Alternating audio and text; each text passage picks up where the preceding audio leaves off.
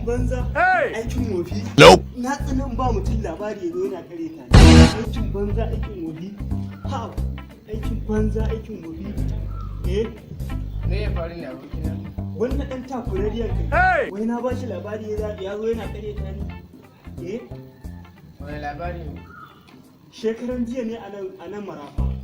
Wani yaro ya mota yarinya ciki da safe. Ana cikin kai kawo da kai ruwa rana tsakanin iyayen yarinya da iyayen yara. Yarinya ta haihu da yamma. What? Sai kuma abin da ya faru jiya da dare. Ina kwanta a ɗakina da daddare. Na ji ƙara yayi yawa. Kwale-kwale yayi yawa. Da na fito waje domin gane ya faru. Kawai ina fitowa sai na ga jirgin sama yayi fakin a tsakar gidanmu. Mutane suna ta kici-kici ne. Sai na zo ina tambaye su. Na ce musu me ya faru. Ya suke ce mu wai taya jirgin su ne ke fati suka sako suke gyarawa. To ai abokina dole su karyata. Wannan karya ne.